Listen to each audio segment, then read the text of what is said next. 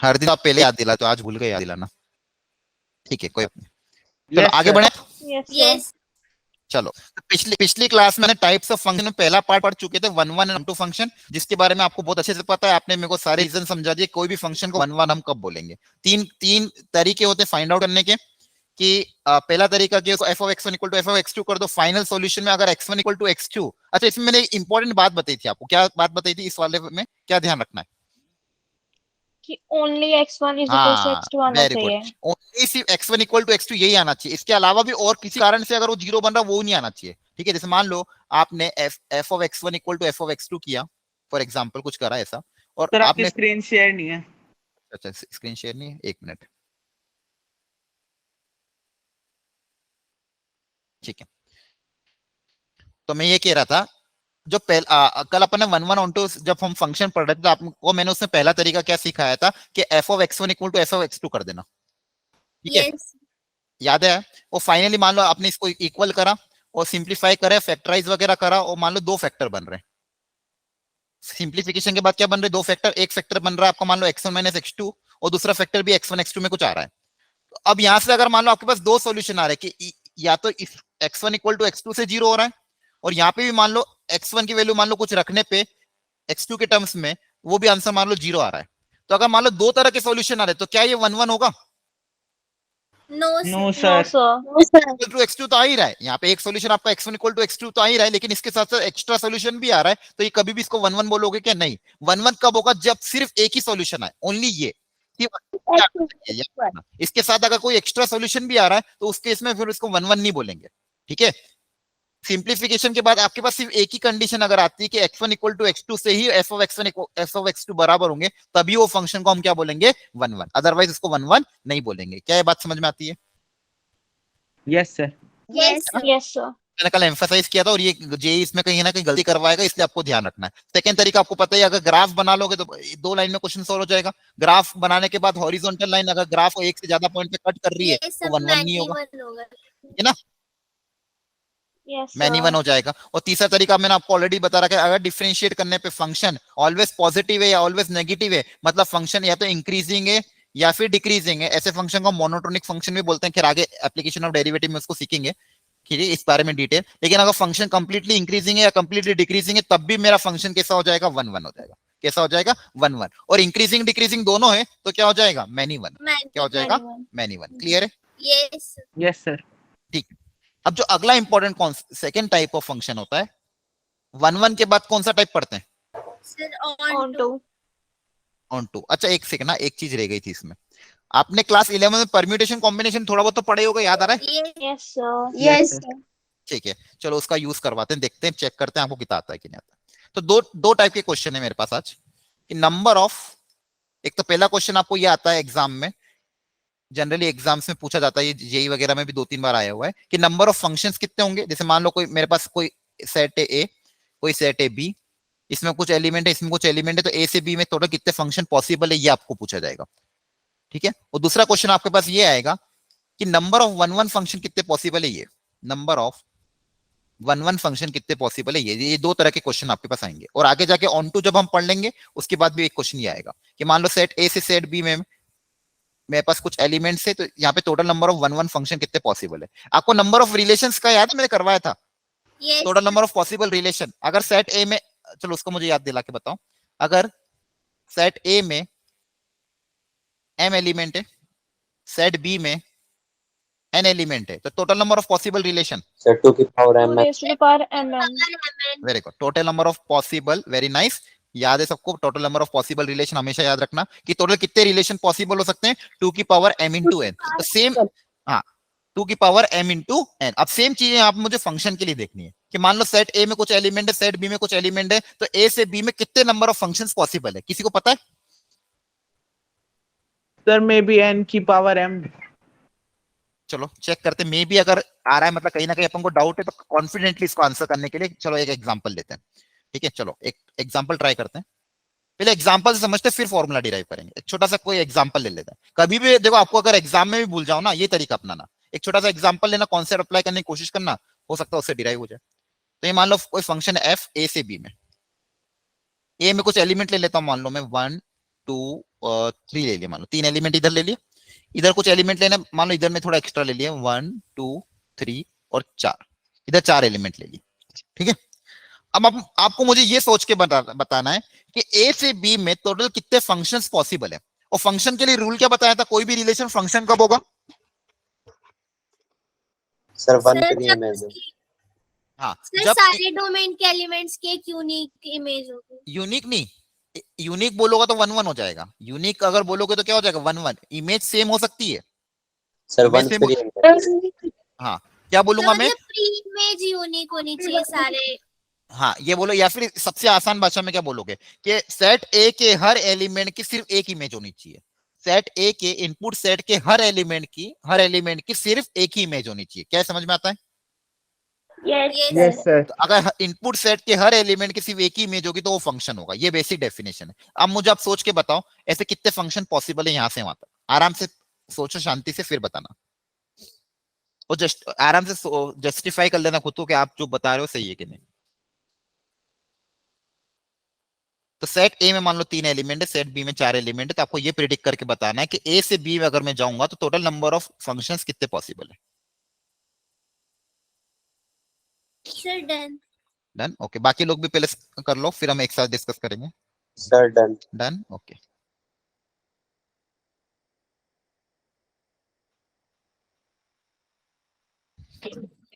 अंशिका, हरलिन, प्रणव, सबको समझ में आ रहा है? प्रियंका, साक्षी, Yes, sir. Yes, sir. Shreya, Shreya, Shreya की आवाज नहीं आ रही, श्रेया समझ में आ रहा है?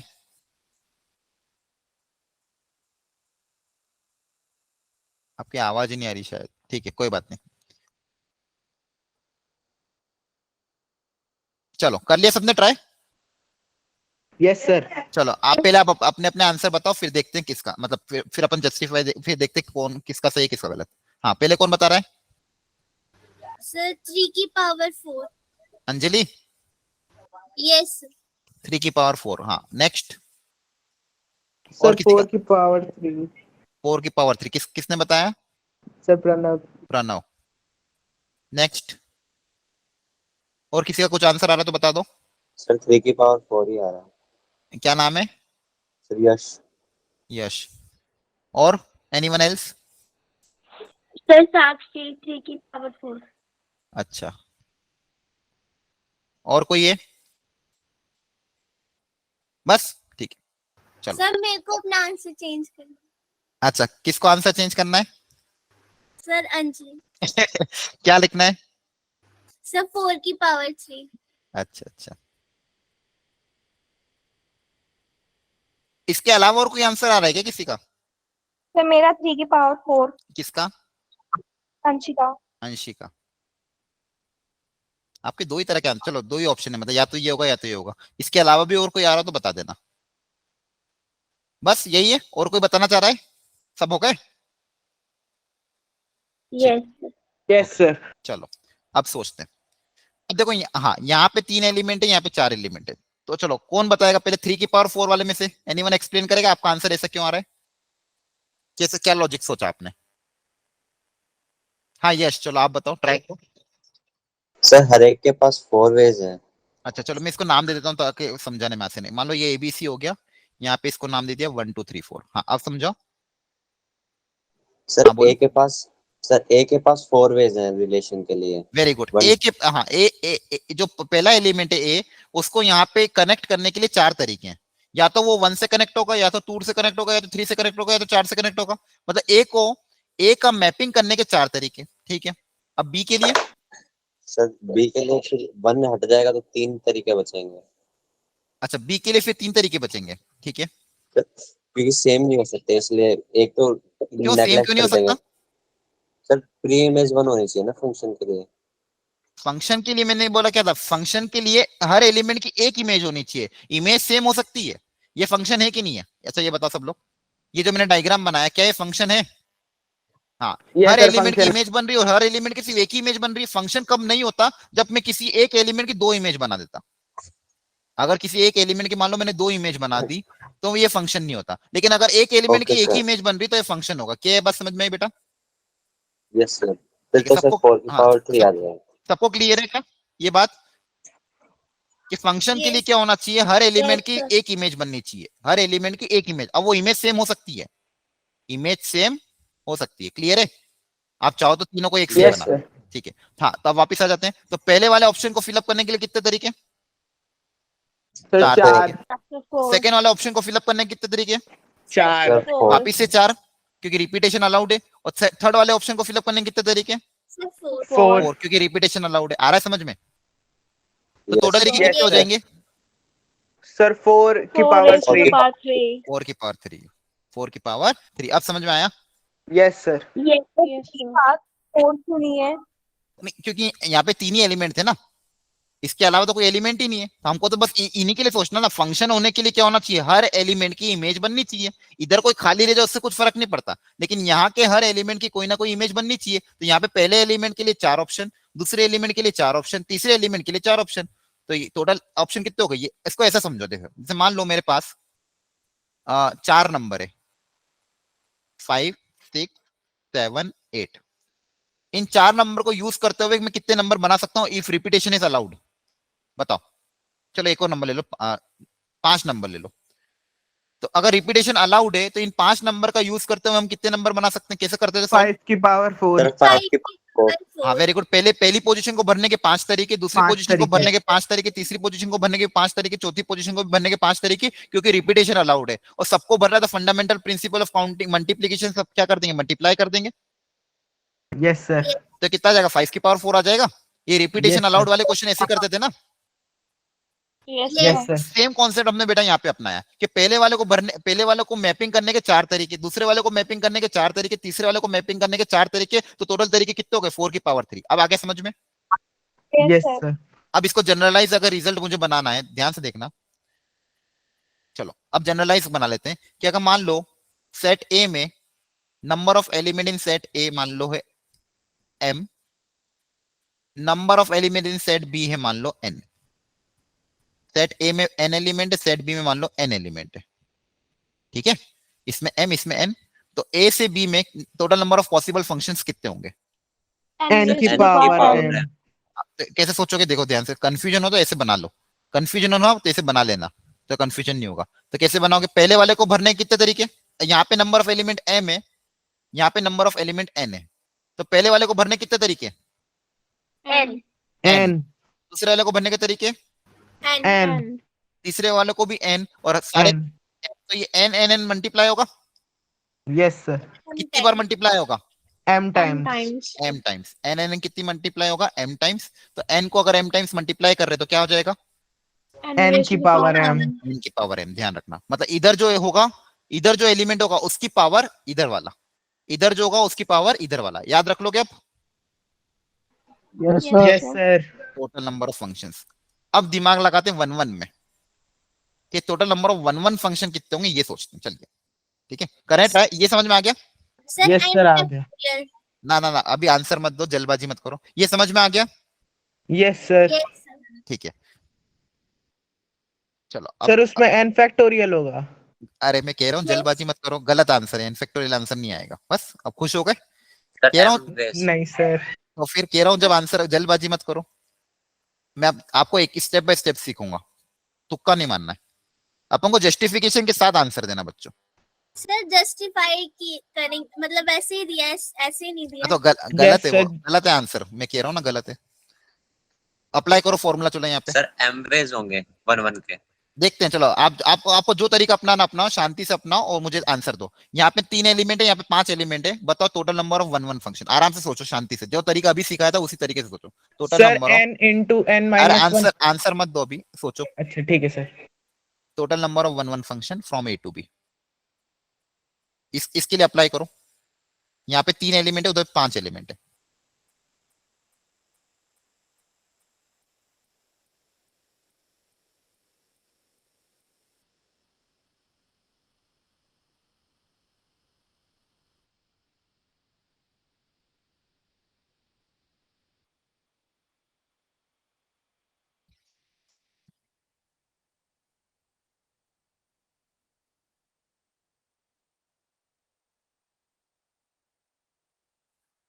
सर हो गया। हो गया, ठीक है। दीपांशु आप लेट ज्वाइन किए क्या? Hello Deepanshu Sharma, yes sir, वो भी। अब अभी ज्वाइन यस किए सर, क्या? यस सर, लेट क्यों हो गए बेटा? यस सर, नेटवर्क प्रॉब्लम हो रही थी। अच्छा अच्छा, कोई दिक्कत नहीं, चल अगली बार ध्यान रखना है ना। Okay sir. सर हो गया। हो गया, चलो।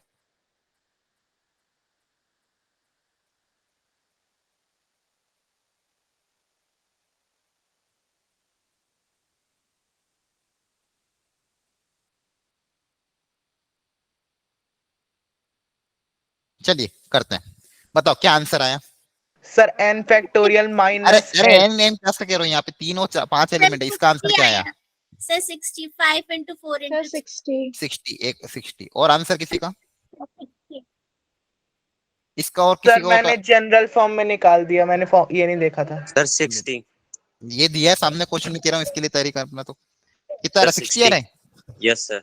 अच्छा चलो 5 देखते हैं। into 4 अच्छा वन वन के लिए क्या क्या कॉन्सेप्ट होता है? सर ये यूनिक होना सर चाहिए। हर एक की एक यूनिक इमेज, यहाँ पे आप वर्ड यूनिक यूज कर सकते हो। ये हर एलिमेंट की इमेज कैसी होनी चाहिए? यूनिक। अगर मान लो इसकी इमेज ये बन गई, अब इसकी इमेज ये नहीं बन सकती। फंक्शन में बन सकती है, लेकिन वन वन के लिए फिर इसकी इमेज ये नहीं बन सकती। इसकी इमेज बनाने के लिए इन चारों में से किसी एक के पास जाना पड़ेगा। आ रहा है समझ में? मान लो यहाँ Yes, चले गए, यस सर। अब इसकी इमेज के लिए मैं ना यहाँ जा सकता हूँ ना यहाँ जा सकता हूँ, तो बची हुई तीन में से कहीं और चले जाओ, लेकिन इन दोनों के पास नहीं जा सकते हो अगर वन वन बनाना है तो मान लो फिर यहाँ चले गए। ये वन वन की डेफिनेशन होती है। ये बात समझ में आ गई? Yes, sir. चलो Yes, तो sir. सेम कॉन्सेप्ट बताओ, पहले वाले को भरने कितने तरीके?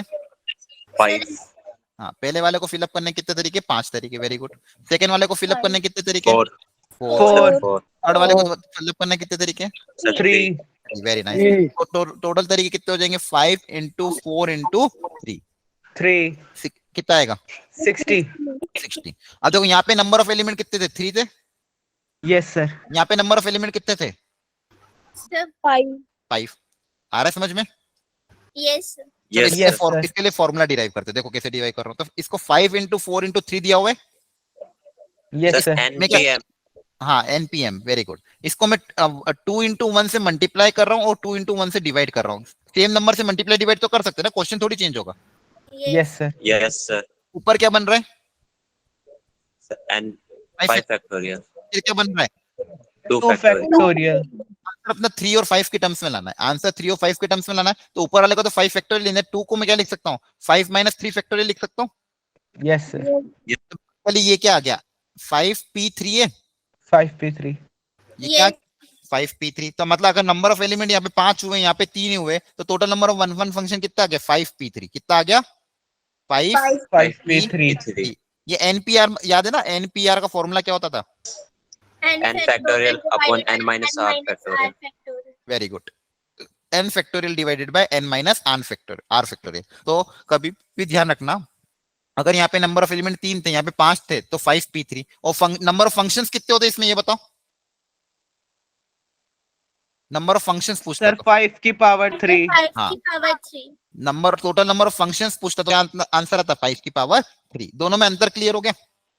Yes yes sir. बहुत बढ़िया। किसी को डाउट हो तो प्लीज अनम्यूट करके पूछ लेना, रोक के। चलो एक और क्वेश्चन करके देखो।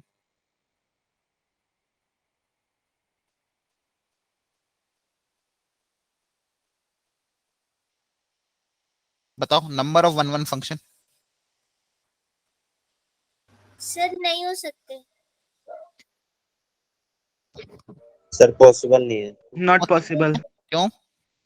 सर मतलब उतने सर इक्वल होने चाहिए या फिर ज्यादा होने चाहिए। कोडों में इतने एलिमेंट्स ही नहीं है। हाँ, अब देखो यहाँ पे अगर मान लो आप बनाने गए, एक की आपने एक इमेज बनाई, दूसरे की मान लो कहीं और इमेज बना दी, तीसरे की इमेज अब इन दोनों में नहीं बना सकते, तो यहाँ बनानी पड़ेगी। तो ये तो हमेशा खाली रह जाएगा। ये तो Yes, हमेशा क्या रह sir. जाएगा? खाली। और दूसरा कॉन्सेप्ट ये भी बोल सकते हो कि जो आपका जो फॉर्मूला आया था NPR, उसमें जो ये n होना चाहिए, ये कैसा होना चाहिए? Greater than equal to R होना चाहिए। Yes sir. मतलब यहाँ पे नंबर ऑफ एलिमेंट इसके नंबर ऑफ एलिमेंट से हमेशा क्या, या तो बराबर हो या तो क्या होना चाहिए? ज्यादा होना चाहिए। अगर यहाँ पे नंबर ऑफ एलिमेंट कम हुए तो आपका कभी भी वन वन फंक्शन बनेगा क्या? No sir. इसलिए सेट बी में number of element in set B should be always be greater than और equal to number of element in set B, तभी मेरा वन वन फंक्शन बनेगा। ये बात समझ में आई? Yes, sir. तो हमेशा कोई ना कोई एक एलिमेंट क्या रह जाएगा, यहाँ खाली रह जाएगा। अगर यहाँ पे नंबर ऑफ एलिमेंट कम हुए तो यहाँ पे कितना आएगा, 0 1 1 फंक्शन। एक भी 1 1 फंक्शन बनेगा क्या? No, sir. नहीं। No, sir. अच्छा, अगर पूछता टोटल नंबर ऑफ फंक्शंस तो बता सकते थे क्या? Sir, 4. कितना आता total number of functions? Sir, 3 की Sir, power 3 की 4. power 3 की पावर 4। हाँ, 3 की पावर 4। Very good. यहाँ पे ये हटा देता हूँ, नहीं तो कंफ्यूजन हो जाएगा। टोटल नंबर ऑफ फंक्शंस तो 3 की पावर 4 हो जाएगा, लेकिन टोटल नंबर ऑफ 1 1 फंक्शन कितना हो जाएगा? 0। Number of 0. फंक्शंस तो 3 की पावर 4 हो जाएगा, लेकिन नंबर ऑफ 1 1 फंक्शन मेरा 0 हो जाएगा। क्या ये बात समझ में आ गई सबको?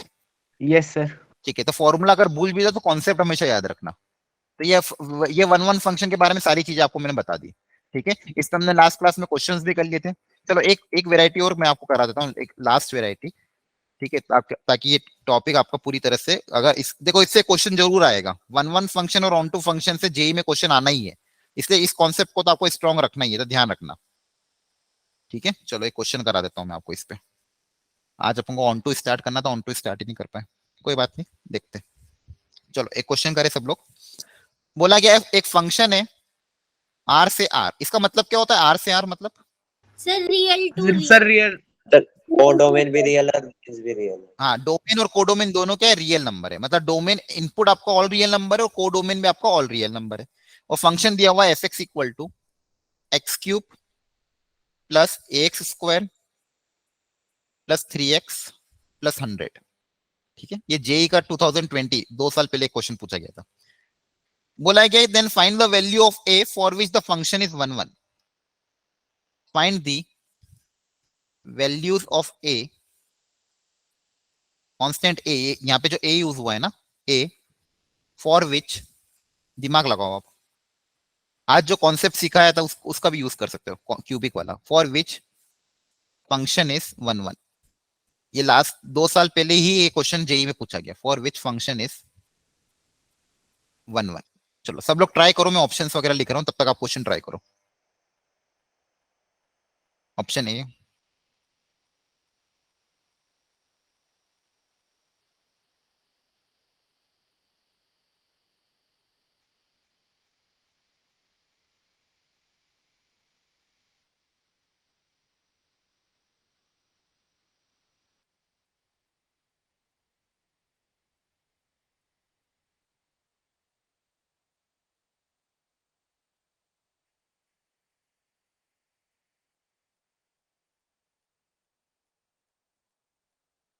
आराम से बच्चों ट्राई करो, कोई दिक्कत नहीं, टाइम लो पर अच्छे सॉल्व करके कोशिश करो।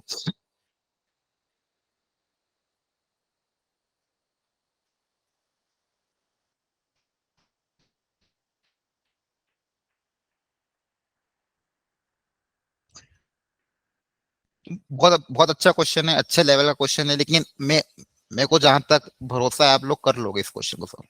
आज ही मैंने कॉन्सेप्ट सीखा है इस पे, और रैंडमली क्वेश्चन प्रिडिक्ट एक पिकअप कर लिया और ये क्वेश्चन आ गया।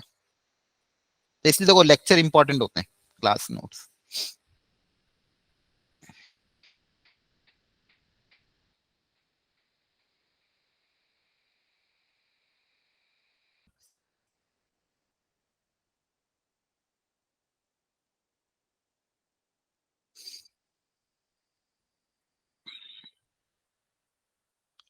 कर रहे हो ना ट्राई सब लोग?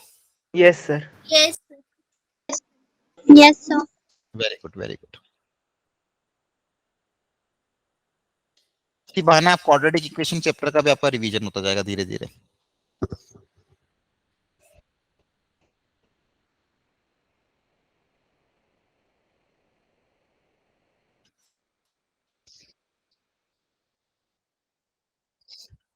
One of the very good question ये आया हुआ था जेई में। ठीक है, तो 1 1 पे लगभग अपन ने बहुत सारी लगभग वैरायटी कवर कर ली, थोड़ी बहुत और होती है तो आज मैं आपको मॉड्यूल सेंड करूंगा, तो उसमें आप प्रैक्टिस कर लेना 1 1 पे। बाकी तो लगभग मैंने आपको बता दिया।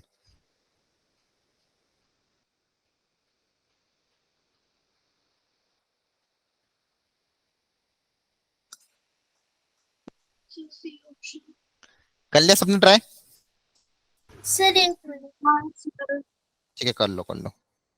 सर डाउट है मुझे अपने आंसर पे। अच्छा, सर तो मुझे वापस भी डाउट लग रहा है। क्रॉस चेक कर लो खुद से। सर मेरा तो डी आ रहा है, नन ऑफ दीज। अच्छा ठीक है, सर देखते मेरा सी आ रहा है। देखते।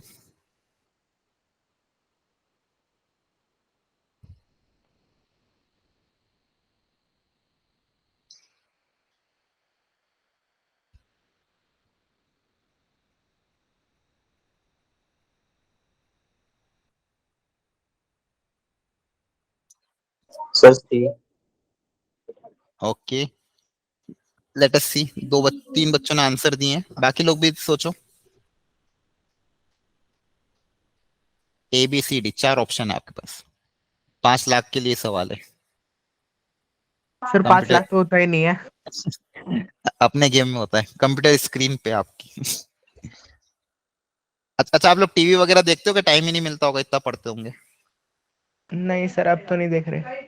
अच्छा नहीं अच्छा। सर, 9th क्लास में टीवी नहीं चल रही है। 12th में तो यूं भी पेरेंट्स टीवी बंद, मतलब 12th वालों को तो ऐसा समझते भाई इनको टीवी देखना पाप है।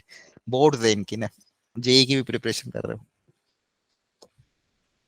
हमारे यहाँ तो वो एंटीना डिश टीवी कटवा देते थे जब 12th और 10th आती थी, 1 साल के लिए, हमारे टाइम पे।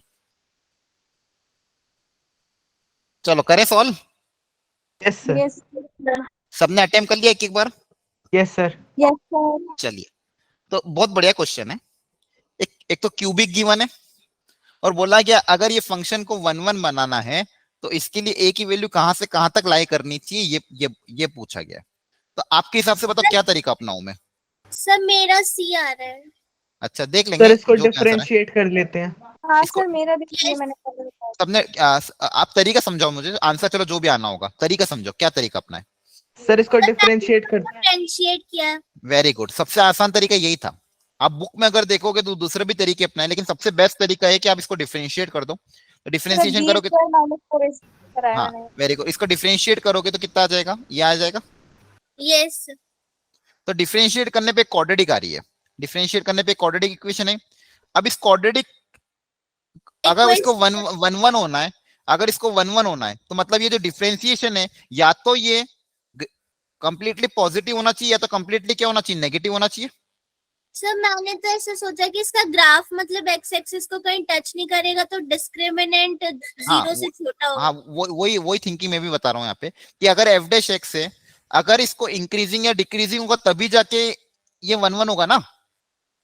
Yes sir. Yes sir. अगर ये इंक्रीजिंग या डिक्रीजिंग हो तभी जाके तो क्या होगा, 1 1 होगा। और ये क्वाड्रेटिक है, अगर ये क्वाड्रेटिक है या तो ये कंप्लीटली पॉजिटिव होगी या तो कंप्लीटली क्या होना चाहिए, नेगेटिव होनी चाहिए, क्योंकि इसका Yes, sir. डिफरेंशिएशन अगर या तो पॉजिटिव नेगेटिव होगा तभी जाके इंक्रीजिंग डिक्रीजिंग तो 1 1। अब कोई quadratic completely positive completely negative दो ही केस में बन सकती है, या तो ग्राफ ऐसा हो या तो ग्राफ ऐसा हो। क्लियर है? Yes sir. है ना। अब देखो कोएफिशिएंट ए पॉजिटिव है, मतलब डाउनवर्ड पैराबोला तो नहीं होगा, राइट। Yes sir. तो मतलब यही होगा ग्राफ। तो मतलब अगर इस क्वाड्रेटिक को कंप्लीटली पॉजिटिव होना है तो ग्राफ कौन सा पॉसिबल है, ये। अगर ये ग्राफ पॉसिबल है तो ऐसी क्वाड्रेटिक का डी क्या होता है, लेस देन जीरो। हाँ, इस क्वाड्रेटिक का डी क्या होना चाहिए, लेस देन 0। तो यही कॉन्सेप्ट था बच्चों, मेन। आ गया समझ में आपको? तो देखो मैंने क्या बोला, अगर फंक्शन के बारे में बोला गया वो 1 1 है, अगर फंक्शन के बारे में ये बोला गया कि वो 1 1 है, इसका मतलब या तो वो इंक्रीजिंग होना चाहिए या तो डिक्रीजिंग होना चाहिए। और इंक्रीजिंग और डिक्रीजिंग होना चाहिए मतलब उसका डिफरेंशिएशन या तो पूरा पॉजिटिव हो या तो पूरा नेगेटिव हो, ये दो पॉसिबिलिटी बन सकती है। डिफरेंशिएशन पॉजिटिव मतलब डिफरेंशिएशन है क्या, क्वाड्रेटिक इक्वेशन है।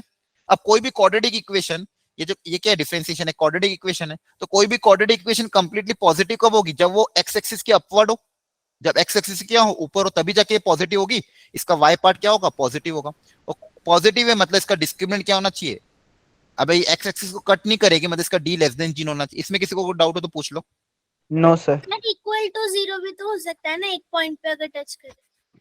टच करे, अगर टच करके चली जाएगी तो discriminant equal to 0, increasing decreasing condition हाँ अप्लाई कर सकते हो, कोई दिक्कत नहीं। आप लेस देन ग्रेटर देन 0 भी अप्लाई कर सकते हो, इंक्रीजिंग डिक्रीजिंग में आप टच का ऑप्शन भी अप्लाई कर सकते हो, कोई दिक्कत नहीं। लेकिन सर ये अगर लेकिन अगर equal- टच कर जाएगी तो उस केस में फिर आपको क्या डिस्क्रिमिनेंट क्या अप्लाई करोगे, yes sir. Less than equal to 0। फिर आपको क्या अप्लाई करना पड़ेगा, लेस देन और इक्वल टू 0। क्लियर है? क्योंकि अगर टच भी कर, हाँ बोलो सर, लेकिन अगर इस क्वाड्रेटिक इक्वेशन के रियल रूट्स आ गए तो हमारे क्यूबिक इक्वेशन के 2 रियल रूट्स आ जाएंगे ना, और वो तो पॉसिबल ही नहीं है। टच करेगी तो रियल टच करेगी तो क्या होगा, सर दोनों इक्वल होंगे ना, पर रूट्स आएंगे तो वो तो सेम नहीं ही नहीं नहीं, होंगे। ये क्वाड्रेटिक की बात कर रहा है। क्यूबिक अपन को फंक्शन तो क्यूबिक गिवन है ना, यस सर। फंक्शन तो क्या गिवन है, क्यूबिक। आ रहा है समझ में?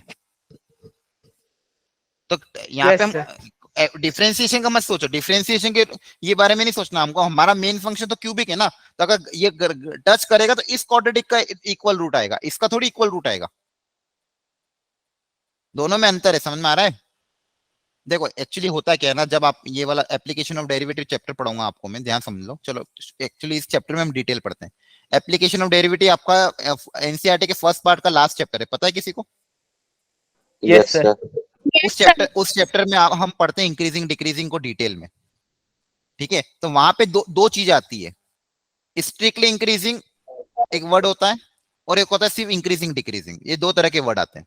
स्ट्रिक्टली इंक्रीजिंग में अपनी कंडीशन आती है F dash x greater then 0, और इंक्रीजिंग डिक्रीजिंग में हम कंडीशन अप्लाई करते हैं f dash x greater than equal to 0। Clear है? तो दोनों ही केस में कंडीशन मेरी इंक्रीजिंग और डिक्रीजिंग की है, तो मैं ग्रेटर देन इक्वल टू 0 भी अप्लाई कर सकता हूँ, ग्रेटर देन 0 भी अप्लाई कर सकता हूँ। आ रहा है समझ में? अब ये डिपेंड करता है क्वेश्चन में ऑप्शन कैसे दिए हुए हैं। अब यहाँ पे ऑप्शन के हिसाब से हमको अगर जाना है तो हमको greater than equal to 0 apply करना पड़ेगा। क्लियर है? Yes sir. ठीक है, चलो।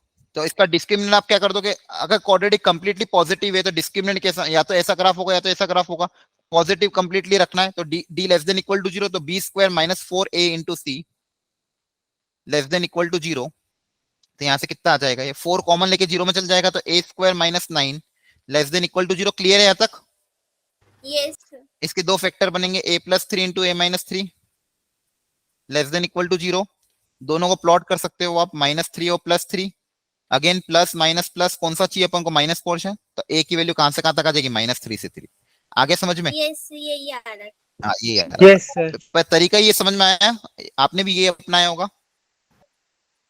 Yes yes Yes. Sir, but sir बस वो इक्वल टू वाला साइन नहीं आया था ना, तो हाँ, इसलिए वो। हाँ कोई दिक्कत नहीं। इक्वल टू, अच्छा आप इक्वल टू के कारण नन ऑफ दिस बोल रहे थे क्या? Yes sir. अच्छा Yes, कोई sir. दिक्कत नहीं, ये समझ में आ गया सबको? Yes yes sir.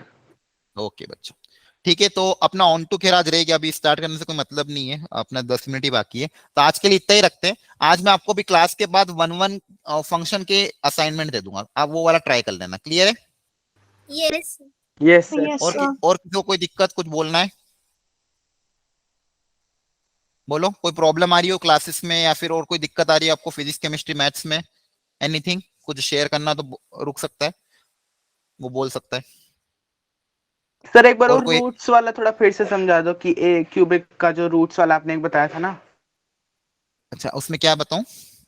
उसमें सर वो मेरे को थोड़ा समझ में नहीं आया कि अगर डिफरेंशिएट करके क्वाड्रेटिक इक्वेशन के नो रियल रूट्स आ रहे हैं तो हाँ, उसके एक रूट होंगे, ये तो समझ में आ गया। लेकिन जब ये वाला क्वेश्चन हुआ ना, इसलिए इससे थोड़ी सी कंफ्यूजन बढ़ गई। अच्छा इससे क्यों कम बढ़ गई? देखो अगर डिफरेंशिएट यहाँ पे अलग और वहां पे अलग है, दोनों में डिफरेंशिएट आप करोगे, मान लो अगर आपकी क्वाड्रेटिक का डिस्क्रिमिनेंट या तो ग्रेटर देन 0 होगा या लेस देन 0 होगा, राइट?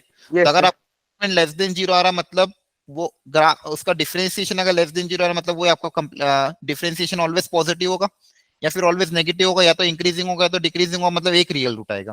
वहीं पे अगर डी आपका क्या आएगा, वहीं पे डिस्क्रिमिनेंट आपका कैसा आया, नेगेटिव आया, सॉरी पॉजिटिव आ गया, पॉजिटिव आ यस गया, सर। वो ग्राफ जो है पॉजिटिव नेगेटिव दोनों हो सकता है। कैसा हो सकता है? Yes sir. पॉजिटिव नेगेटिव दोनों हो सकता है, तो फिर आपको इंक्रीजिंग डिक्रीजिंग दोनों हो जाएगा। लेकिन अगर आपका डिस्क्रिमिनेंट क्या कह रहे हो आप, 0 अगर आ गया, यस सर। 0 अगर आ गया तो फिर ग्राफ कैसा बनेगा, टच करके जाएगा। यस सर, एक ही रूट होगा। की रूट होगा तो टच करके जाएगा, तो उसके लिए एफ डैश एक्स का साइन कैसा होगा, greater than equal to 0। Yes sir. Differentiation क्या होगा, ग्रेटर देन इक्वल टू 0 होगा। Yes sir. उस केस में मेरा मेरा फंक्शन कैसा होगा, इंक्रीजिंग ही होगा ना। यस यस और सर। मतलब एक रियल रूट। क्लियर है? Yes sir, clear. ओके, और किसी को कोई डाउट हो तो पूछ लो। Okay. चलो ठीक है, तो ठीक है आज इतना ही रखते हैं। आज का लेक्चर घर पे जाके रिवाइज कर लेना, 1-1 ऑन टू के क्वेश्चन प्लीज ट्राई कर। अच्छा आपके पास एग्जाम्पलर है? मैंने कहा था आपको एग्जाम्पलर खरीदना है एनसीईआरटी के अनसोल्ड। एनसीईआरटी के एग्जाम्पलर लिए आपने? Yes, sir.